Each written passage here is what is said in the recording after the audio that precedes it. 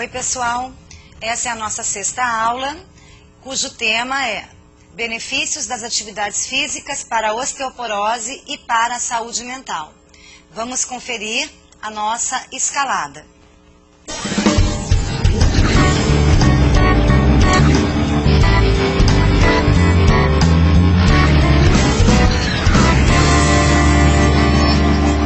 Na aula de hoje, vamos identificar algumas características da osteoporose, algumas situações relacionadas à saúde mental e especialmente problemas de saúde mental, como a depressão e a ansiedade, e verificar recomendações gerais quanto à prática de exercícios e também a prevenção através dos exercícios, em especial para a osteoporose e para a saúde mental.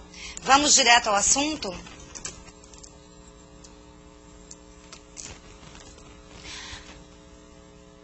A osteoporose, volta, não foi direto ao assunto.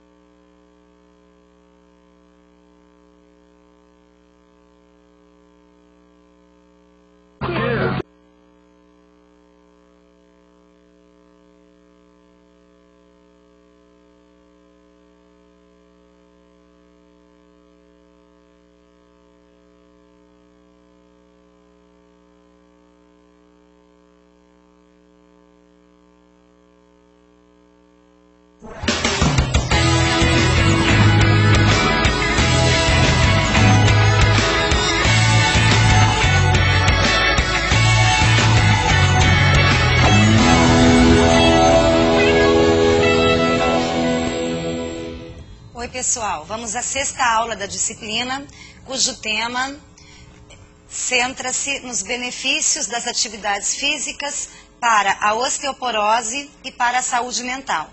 Vamos conferir então quais assuntos serão tratados.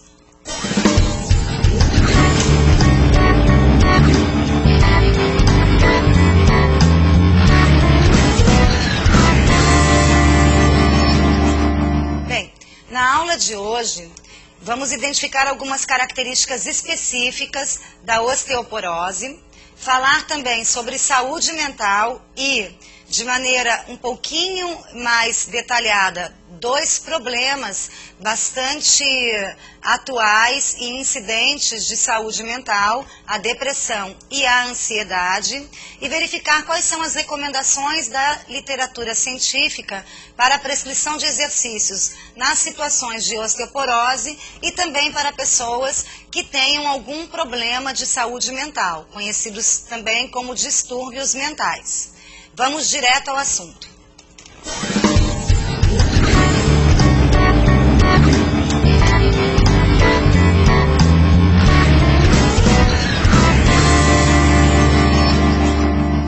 O que seria osteoporose? Então, quando falamos em osteoporose, falamos em redução da massa óssea.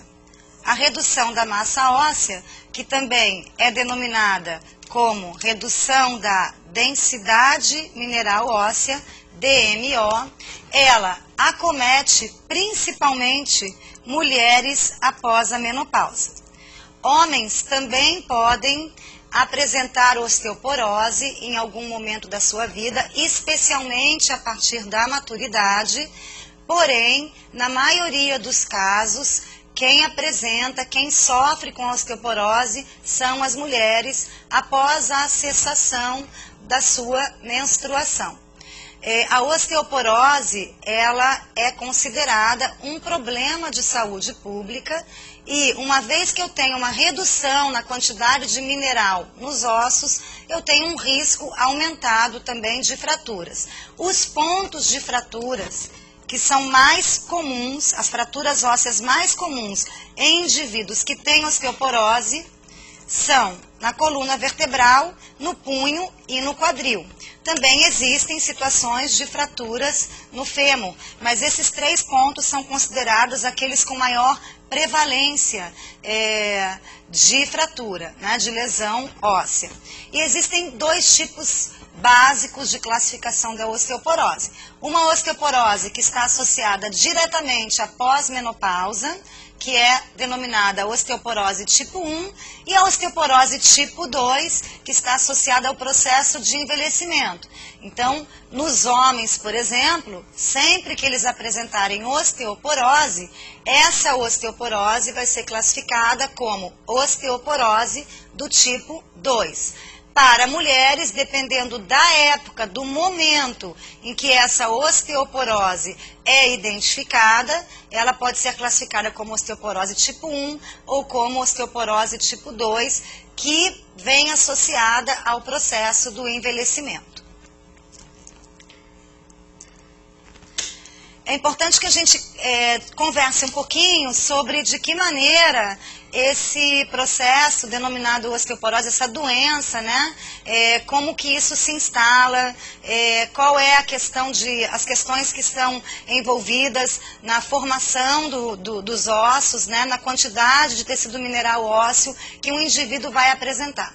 Então a gente tem um processo chamado remodelagem óssea.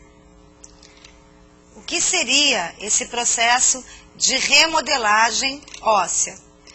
Então, pessoal, assim, ao longo da nossa vida, desde o nascimento até a morte, os nossos ossos, eles vão passar por momentos de absorção de cálcio, de degradação de cálcio, né? E também de reformação. Então, absorve, degrada, deforma, enfim, reforma os ossos. Alguns autores colocam como absorção e reabsorção de cálcio. Então, quando eu estou absorvendo cálcio pelos ossos, eles têm maior densidade e assim ficam mais resistentes, né? Mais rígidos, menos propensos às fraturas. Quando eu estou numa fase de reabsorção, então eu tenho uma perda dessa densidade mineral, uma perda dessa quantidade de cálcio nos ossos, e aí, se isso prevalecer, ou seja, mais reabsorção do que absorção, ou se em momentos propícios à absorção de cálcio pelos ossos, eu não tiver um estilo de vida que favoreça essa absorção, eu então vou ter um osso mais frágil, e aí em momentos de maior reabsorção do cálcio pelos ossos, eu diminuo ainda mais a quantidade desse mineral, né, e consequentemente a densidade do osso, ficando mais sujeito à osteoporose. Então é importante entender que esse processo de remodelagem ele é contínuo, ele vai do nascimento à morte, e que a gente vai ter momentos em que existem ações de absorção que são prevalentes, em outros momentos ações de reabsorção de cálcio pelos ossos que são prevalentes. Então vamos ver algumas etapas bastante significativas para que exista uma densidade mineral óssea adequada, né, para todos nós.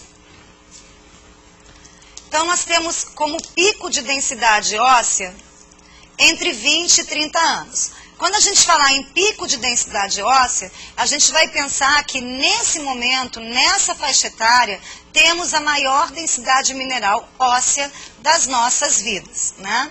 E existe um período que é considerado crítico para que o indivíduo adquira massa óssea de forma satisfatória e tenha ossos com boa densidade, que vai dos 9 aos 20 anos.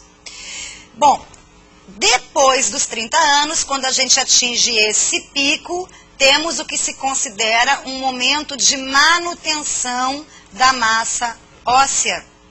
E a partir dos 50 anos, a gente tem um momento de degradação, porque a atividade dos osteoclastos, que são células ósseas associadas à reabsorção do cálcio, ela vai ser maior do que a atividade dos osteoblastos, células ósseas associadas à formação óssea.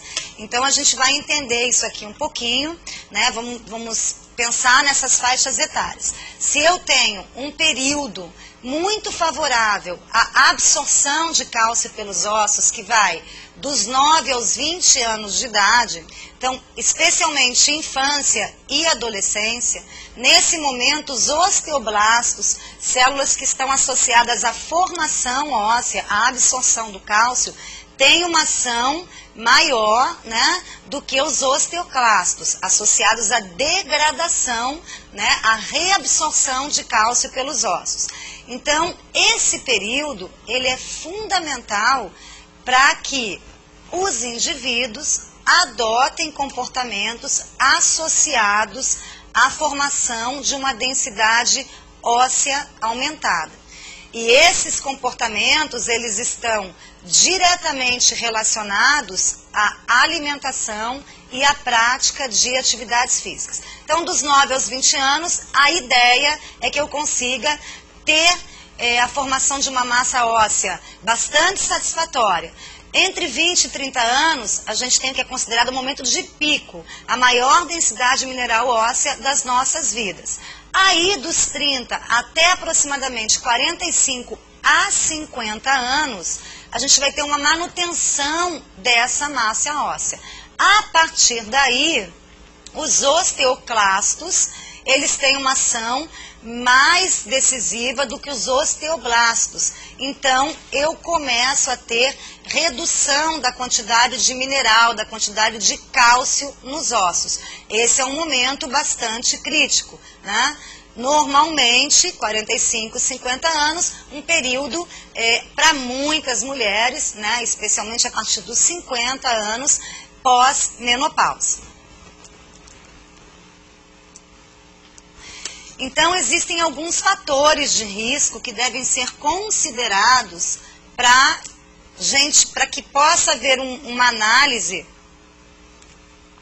de uma provável osteoporose, uma investigação de uma provável osteoporose, né? É importante também só salientar que a osteoporose, ela já é a doença caracterizada por uma redução da densidade mineral óssea, uma redução significativa que torna o indivíduo mais propenso a fraturas. Porém, nós temos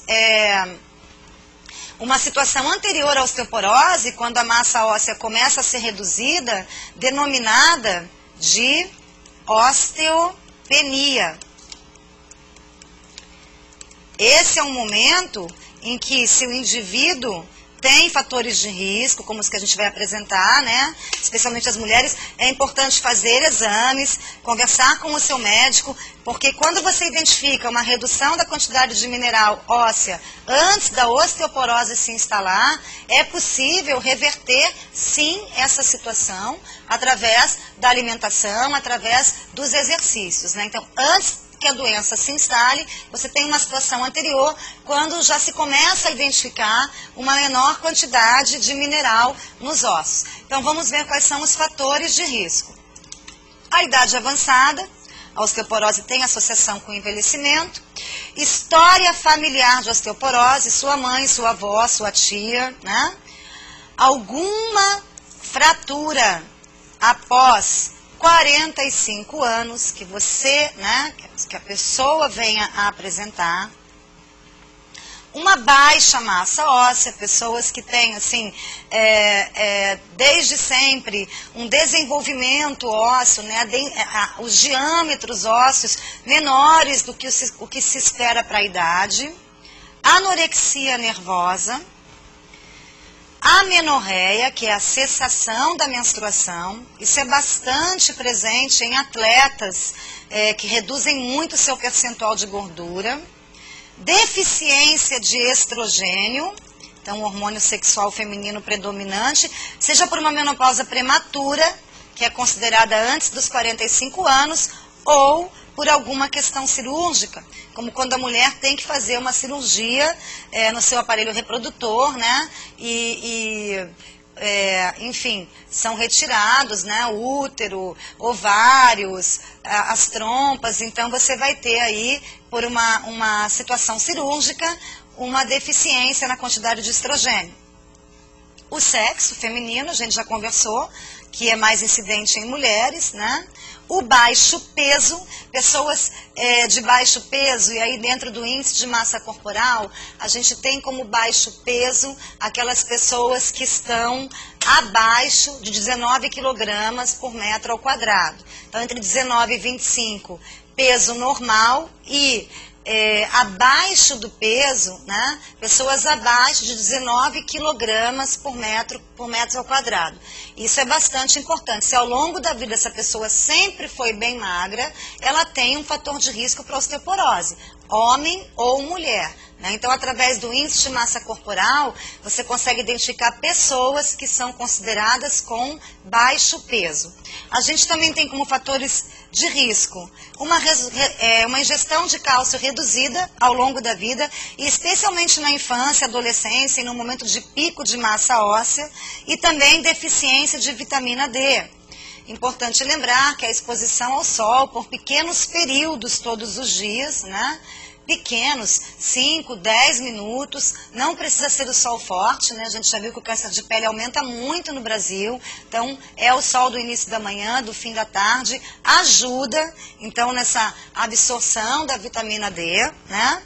E o tabagismo. Existem outros fatores de risco, diversos fatores que são apontados, mas aqui eu selecionei para vocês talvez os principais, né, os que a gente encontra mais na literatura, mas alguns tipos de medicamentos também que as pessoas podem utilizar ao longo da vida podem reduzir a densidade mineral óssea. Um outro fator de risco as pessoas que estão envolvidas em programas espaciais, né, ficam durante muito tempo sujeitas à ausência de gravidade, à redução expressiva da ação da gravidade, pessoas que ficam muito tempo deitadas, né? As pessoas que, por um acidente, perdem os movimentos de membros inferiores, enfim, ficam paraplégicas, elas vão ter uma redução, sim, da densidade mineral, assim como em acidentes que eu fico muito tempo na cama, problemas de saúde, isso aí também, esses são considerados também fatores de risco para que o indivíduo apresente osteoporose.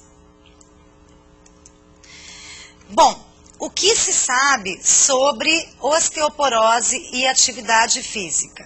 Então, pessoal, super importante, aí a gente entra no aspecto de prevenção, né? Como muita gente fala, a educação física hoje, né, a prática de atividades físicas, graças às descobertas científicas, está dentro do que é denominado de prevenção primária, né? Uma medicina preventiva. Então, você sendo fisicamente ativo, você vai ter condições de se proteger de diversas doenças crônicas não transmissíveis. A osteoporose é uma doença crônica não transmissível.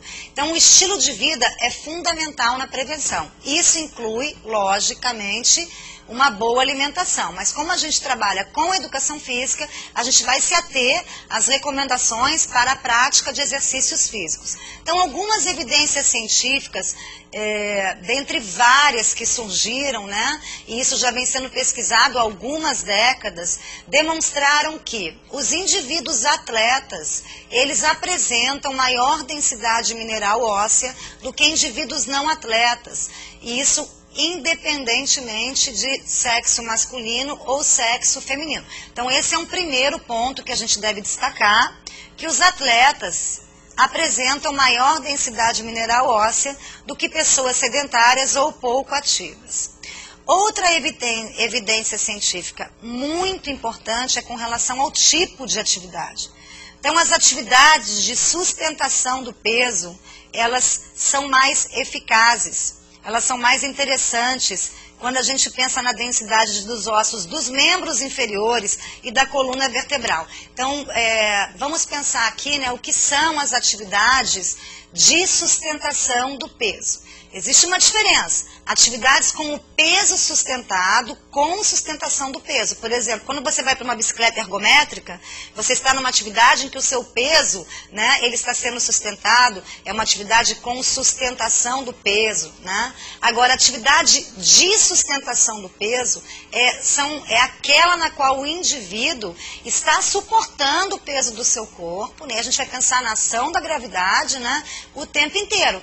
Por exemplo, quando eu caminho, é uma atividade de sustentação do peso.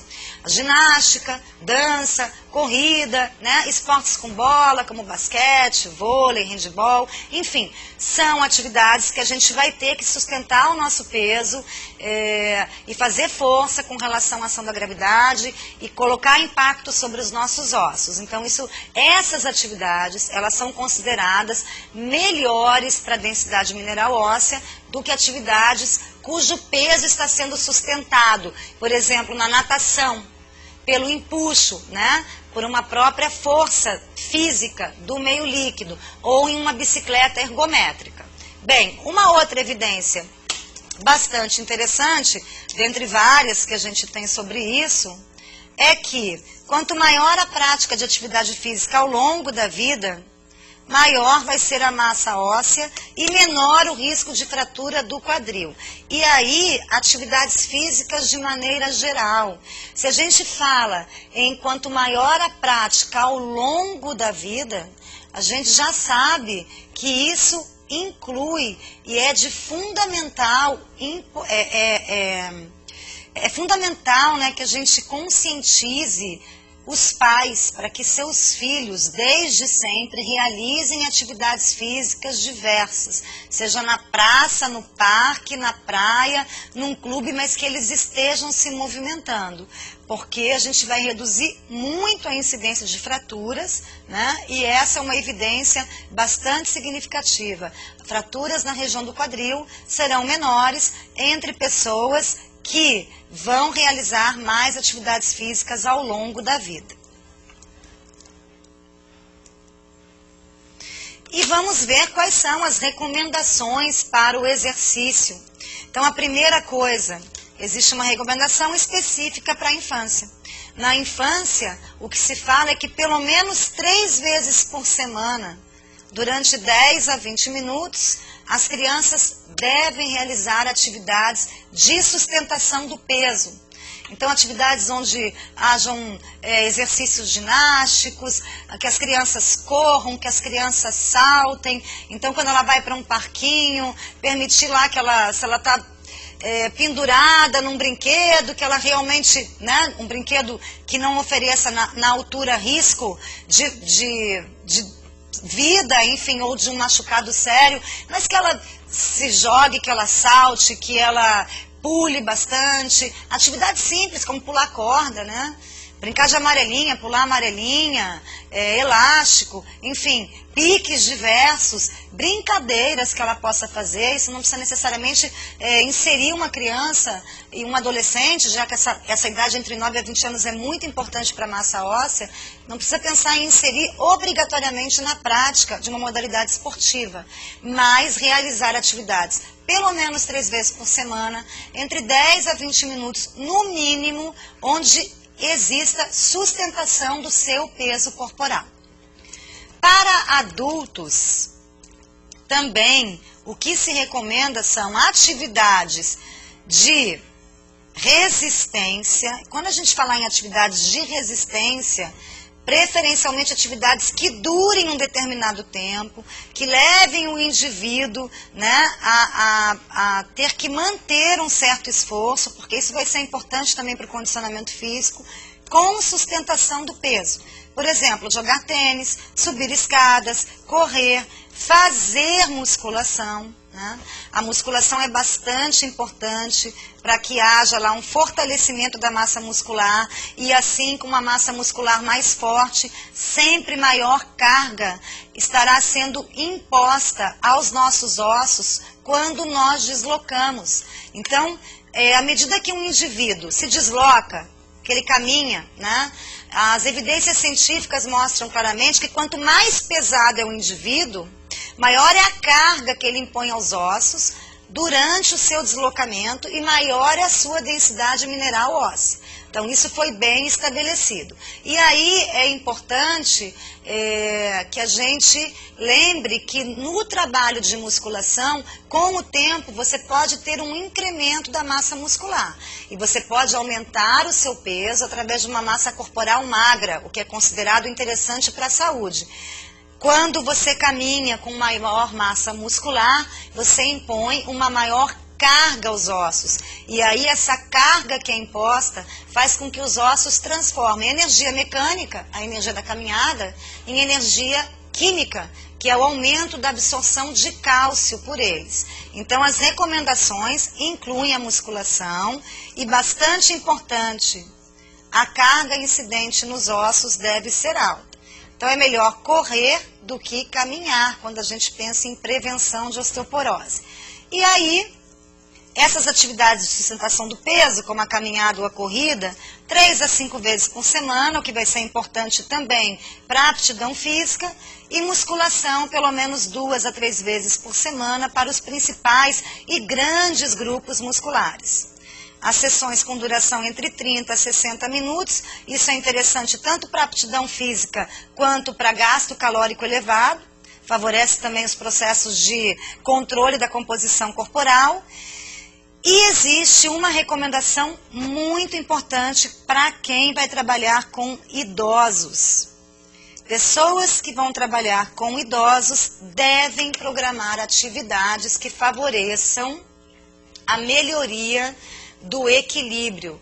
Então, o processo de envelhecimento traz como um dos seus malefícios, uma das suas desvantagens, uma redução do equilíbrio. É muito importante para reduzir o risco de quedas e, consequentemente, de fraturas, que as pessoas que estão envolvidas na prescrição de exercícios para idosos, profissionais de educação física que trabalham com idosos, incluam nos programas exercícios para melhoria do equilíbrio. E aí sempre se fala que para você trabalhar o equilíbrio, você tem que gerar desequilíbrio. Então, pensar em atividades, né? A gente não vai levar o nosso aluno à queda, mas que ele tenha que reorganizar o equilíbrio, né? Reorganizar o seu corpo para conseguir assumir, né? Assumi-lo contra a ação da gravidade. Então, equilíbrio é a gente conseguir sustentar e assumir o nosso corpo contra a ação da gravidade. Essas atividades são muito interessantes. E hoje a gente vê, por exemplo, um crescimento muito grande de equipamentos de fácil transporte, né, com preços variados, como as bolas suíças, discos de equilíbrio, almofadas de equilíbrio, o Bosu, que desafiam, né, a organização e a sustentação do nosso corpo contra a ação da gravidade, ou seja, desafiam o nosso equilíbrio. Então, isso é bastante interessante para quem vai trabalhar com idosos. Bem, o nosso próximo assunto é sobre saúde mental. Então, a gente vai primeiro identificar o que é o conceito para a saúde mental, né, dado por um organismo norte-americano em 1999, e o que seria a doença. Então, como saúde mental, a gente vai pensar num desempenho bem-sucedido da função mental. E isso vai resultar em atividades produtivas, bom relacionamento com outras pessoas e capacidade de se adaptar a mudanças e de lidar com situações adversas. Então, o indivíduo com boa saúde mental, isso vai se refletir na produção dele, seja no trabalho, né, seja no estudo, também num bom relacionamento interpessoal e na facilidade com que ele lida com os pequenos problemas, né? As pequenas ou as grandes pressões que a vida traz, né? De que maneira ele vai conseguir sair de uma situação difícil do ponto de vista emocional, por exemplo, a perda de um ente querido, a perda de um emprego, né? Enfim, uma situação em que ele se sinta desvalorizado. Então, o indivíduo com boa saúde mental, ele vai conseguir produzir, ter bom relacionamento com as pessoas e sair de situações adversas com relativa tranquilidade. Por outro lado, quando falamos em doença mental, a gente vai pensar nas condições de saúde que mostram alterações no raciocínio, no humor, no comportamento, ou uma combinação de tudo isso. A pessoa não consegue se concentrar, ela está mal-humorada, ela está irritada, ela está agressiva, né? Ela para de comer ou ela come demais, ela não consegue dormir ou ela dorme demais, enfim. Alguma dessas situações ou uma combinação delas estará presente, né? Essa combinação estará presente e, logicamente, isso vai resultar em sofrimento e deficiência funcional.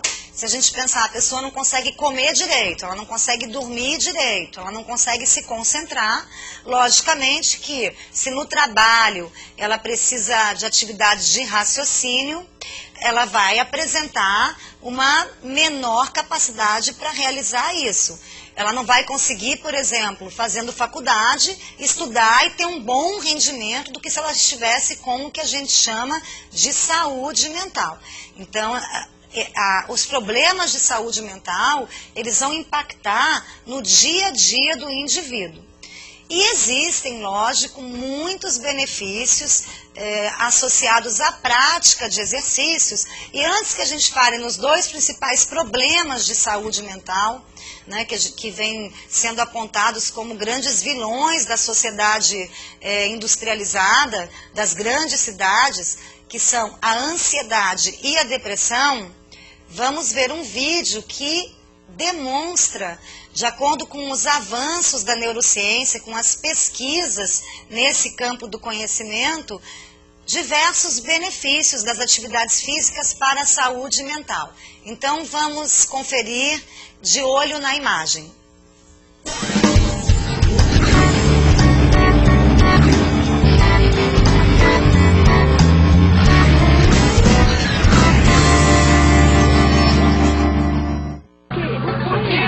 Fazer para a cabeça. Você aí no sofá pode não acreditar, mas fazer exercício é tão bom para o cérebro que até camundongos preferem se mexer a ficar parados. Nós humanos não somos diferentes. Quando conseguimos vencer a preguiça e encontramos um exercício prazeroso, gostamos tanto que sentimos falta dele. A atividade física, quando é desejada, ativa o sistema de recompensa. Vem aqui. Por isso, gostamos do exercício. Gostar de atividade física é muito útil para animais como nós, que precisam se mexer para sobreviver. Mesmo que o esforço exigido nos dias de hoje não se compare ao de nossos antepassados para conseguir o jantar. A neurociência aprendeu nos últimos anos que o exercício físico é um excelente tratamento para o cérebro, e por pelo menos 5 razões. Primeiro, quem faz exercícios físicos regularmente tem um risco menor de sofrer pequenos e grandes acidentes vasculares cerebrais, que colocam a mente e a vida em perigo. Isso porque o exercício melhora a saúde cardiovascular, o que beneficia também a irrigação sanguínea do cérebro. Segunda razão. Além de estimular o sistema de recompensa, o que nos deixa satisfeitos e até eufóricos durante o esforço, o exercício faz o cérebro produzir prolactina, um hormônio que tem ação calmante, e endorfinas, que colaboram para o aumento do prazer e ainda reduzem a dor. A razão número 3 é que, ao usar os músculos, o exercício dá fim a toda aquela tensão acumulada. O corpo finalmente relaxa e isso acalma também o cérebro. Por isso o jogo de bola ou a academia no fim do dia é desestressante. 4. O exercício faz aumentar a atividade do sistema nervoso parasimpático, aquele que promove a digestão, o crescimento, protege o coração e ainda age como um freio contra o estresse a longo prazo. Mas a grande novidade mesmo é a quinta razão. O exercício físico favorece algo que até recentemente se achava impossível: o nascimento de neurônios novos no cérebro, mais precisamente no hipocampo, aqui por dentro. Durante o exercício, o fígado produz uma substância que cai no sangue, entra no cérebro e faz o hipocampo produzir outra substância, o BDNF, que estimula o nascimento de neurônios. O hipocampo é responsável pela formação de memórias novas. Logo, o exercício, ao aumentar o número de neurônios novos, melhora a nossa memória.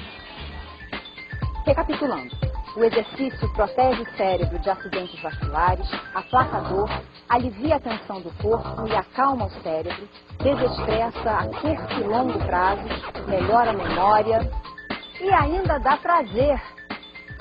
Então, ano novo, vida nova e amanhã é segunda-feira. Que tal começar a se exercitar amanhã mesmo? Bom, pessoal, então como vocês puderam conferir no vídeo, as pesquisas mais recentes no campo da neurociência demonstram uma associação bastante positiva entre exercício físico e saúde mental. E, mais recentemente, temos visto muitas publicações investigando a possibilidade de prevenção do Alzheimer, né, através da prática de atividades físicas. Então, a ciência já identificou que pessoas fisicamente ativas ao longo da vida vão ter menos chance de apresentar mal de Alzheimer. Uma coisa bastante interessante também, que foi colocado no vídeo, é que o exercício ele possibilita, né, a liberação de substâncias que fazem com que novos neurônios sejam produzidos. E aí existe uma associação na ciência da facilidade de aprendizagem, de raciocínio e de memorização aumentada naquelas pessoas que são fisicamente ativas. Mas agora vamos pensar aqui em dois problemas de saúde mental que são considerados pela Organização Mundial de Saúde praticamente problemas de saúde pública nos países em desenvolvimento e desenvolvidos, porque vem apresentando cada vez um maior número de casos, que são a ansiedade e a depressão. Então, esses são os distúrbios mais frequentes, né, dentro do que perturba o equilíbrio, né, um adequado funcionamento do nosso sistema nervoso. E alguns dados bastante significativos de 2001, da Organização Mundial de Saúde. Então, no trabalho, né, o que seria considerado como incapacitação funcional, ou seja, a pessoa ela vai se aposentar, ela vai ficar meses, anos, né, afastada das suas funções, porque está numa condição de incapacitação entre diversas situações que podem causar incapacitação funcional. 5 das causas principais são distúrbios mentais. Uma outra coisa importante, 1 em cada 4 pessoas no mundo, em algum momento vai apresentar um distúrbio, né? Algum tipo de transtorno mental. Isso ocorre principalmente a partir da idade adulta. E atualmente, aproximadamente 45 milhões de pessoas têm algum problema de saúde mental. Então, por esses dados, o que a gente pode identificar? São dados muito expressivos. Os distúrbios de saúde mental, especialmente os transtornos de ansiedade, que podem incluir ansiedade generalizada, podem incluir síndrome do pânico, podem incluir determinadas fobias, transtorno obsessivo compulsivo, enfim, uma série de problemas são associados à ansiedade e à depressão. Então, ansiedade e depressão, elas são bastante significativas para afastamento do trabalho, afastamento dos estudos, para isolamento social, a pessoa realmente precisar de uma atenção redobrada. Existem alguns dados que demonstram que em 90% dos casos de suicídio no mundo, algum distúrbio mental, algum problema, e especialmente a depressão, está associado, né, ao suicídio. E aí a gente vai pensar aqui um pouquinho sobre a questão do estresse, né? Por que as pessoas vão ter distúrbios mentais? Então, é lógico, quando se fala principalmente em depressão, a depressão ela vai envolver algum componente genético, né? Enfim, ela tem ansiedade também, os problemas de saúde mental, eles vêm sendo associados com componentes genéticos. Porém, para depressão e ansiedade, é importante entender que a pessoa, em algum momento, ela não consegue lidar bem com as adversidades, com as dificuldades, com as pressões do dia a dia. Então, existe lá a caracterização do estresse. Mas o estresse, realmente, o estresse crônico, que é mantido durante muito tempo, tem associação direta com esses problemas de saúde mental. Só que o estresse, né, seja o estresse agudo ou crônico, né, então aquele que é imediato, que é rápido, que passa, ou aquele que perdura, ele pode ser classificado como eustresse, que seria um estresse positivo, que dá inclusive mais motivação para a pessoa, ou então como distresse, que é o estresse negativo, que a pessoa realmente ela vai perdendo motivação, ela vai reduzindo sua autoconfiança, sua autoestima, ela vai se sentindo triste, inferiorizada, sentimentos de angústia, de não conseguir lidar com determinadas situações, de não se sentir apoiada, sentimentos de exclusão. Então são sensações diversas que essa pessoa vai tendo quando ela é submetida a um distresse, que é considerado o sentimento, o estresse negativo, que não é bom, e especialmente quando ele dura, né? Não é uma situação que você tem de manhã, algo difícil, e você fica um pouco chateado à tarde, e à noite já está melhor, no dia seguinte, ok, bola para frente, vamos tocar, né? Você fica com aquele problema que você teve de manhã na cabeça durante dias, semanas e até meses. Em algum momento, isso de fato vai ser prejudicial à sua saúde mental.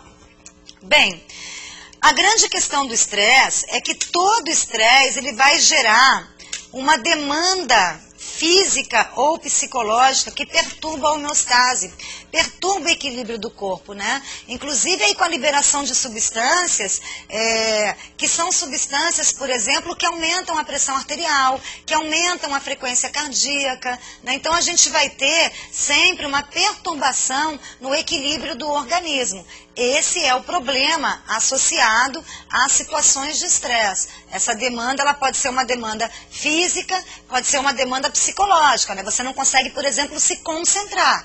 Só pensa naquele problema o tempo inteiro. Então, essa é uma demanda psicológica que vai afetar seu equilíbrio, porque se você não consegue se concentrar, você não vai conseguir ler algo do seu trabalho ou do seu estudo, fazer um texto, elaborar um projeto, isso vai te atrapalhar. Bom, as evidências científicas que nós temos, né, todas que investigaram exercício e estresse, demonstram que realmente o exercício ajuda a relaxar, né? E mais, também apontam para o aumento de casos de depressão em pessoas que têm comportamento sedentário.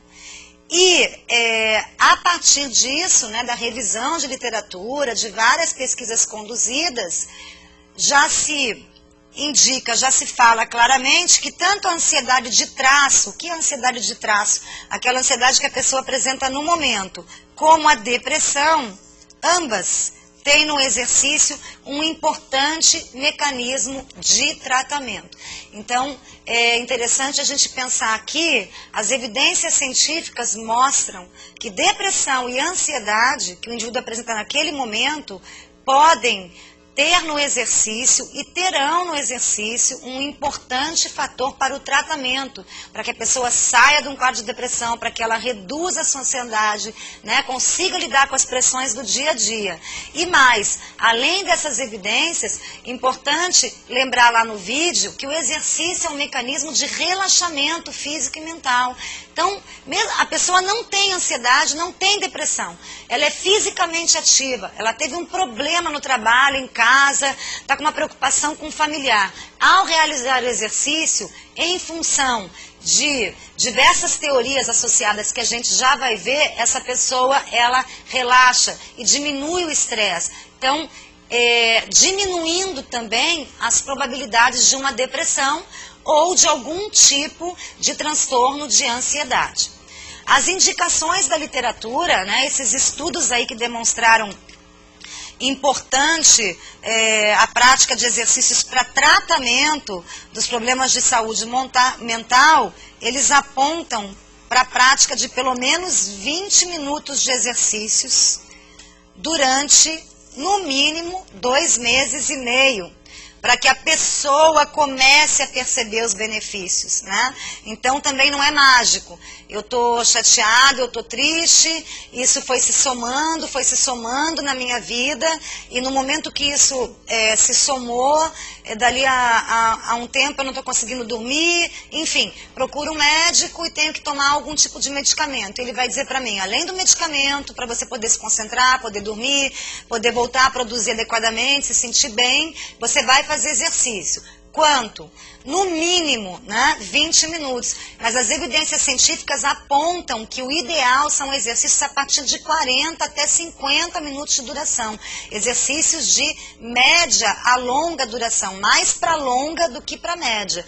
E na maioria, ou se possível, todos os dias da semana. E ainda assim você vai ter que esperar um tempo, né? Não é imediato. Comecei hoje, amanhã estou bem, estou feliz, para o medicamento. Não é assim. Então esse processo vai levar pelo menos 2 meses e meio, 3 meses, para que a pessoa ela comece a perceber, né? E é possível, e os relatos todos indicam que os medicamentos podem ser retirados, a pessoa fica bem a partir de uma mudança no seu estilo de vida.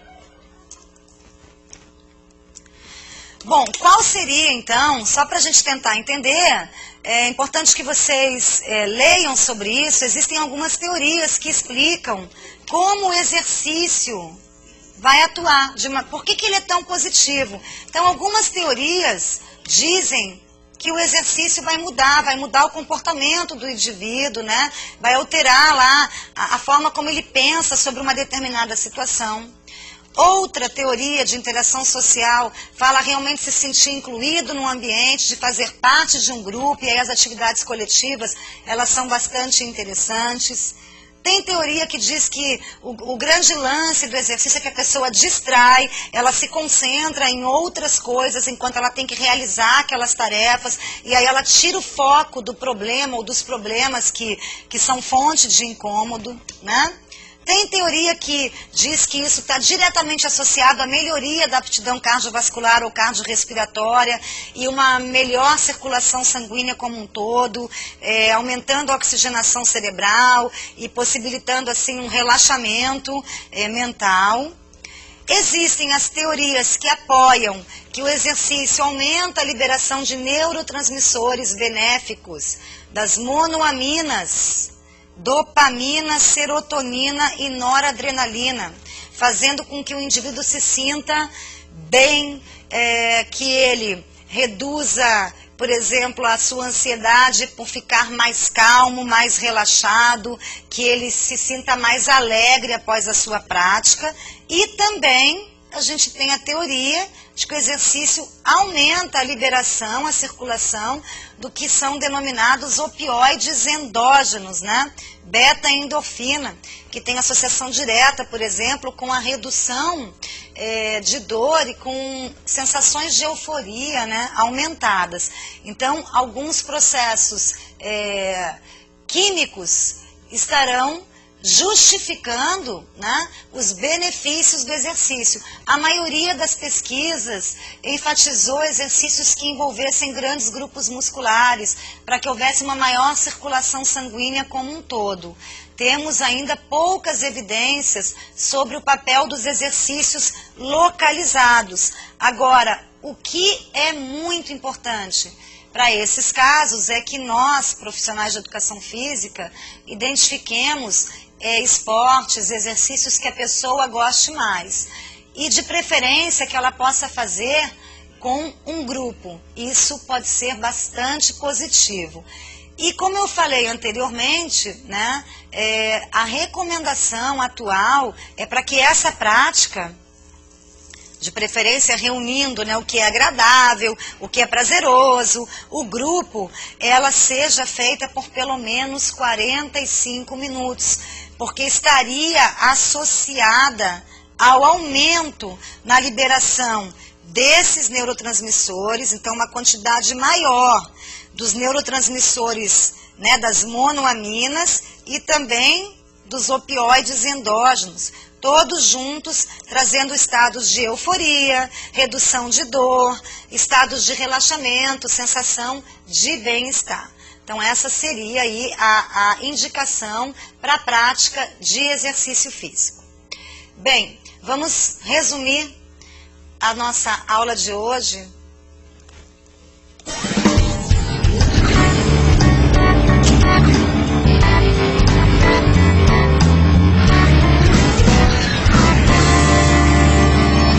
Bom, pessoal, na aula de hoje a gente viu algumas características, fatores de risco, né, relacionados à osteoporose, quais são as principais fraturas, a importância do exercício ao longo da vida, momentos, né, onde há favorecimento para que uma boa massa óssea seja formada e momentos mais críticos, onde mais importante ainda, um estilo de vida positivo, lembrando, alimentação rica em cálcio, né, e vitaminas, principalmente vitamina D, então tomar sol para que haja absorção da vitamina D, e a prática de exercícios físicos, especialmente aqueles com sustentação do peso, em que haja um impacto, uma carga sendo imposta ao sistema ósseo. A gente viu também conceitos de saúde e de doença mental e, de maneira geral, os principais problemas de saúde mental, ansiedade e depressão, que são associados à incapacitação funcional, a suicídio, né, no caso da depressão, e de que maneira os exercícios eles podem ser benéficos para indivíduos com osteoporose ou com problemas de saúde mental e também de que maneira eles atuam na prevenção desses problemas de saúde. Por hoje é isso, a gente se vê na aula 7. Obrigada.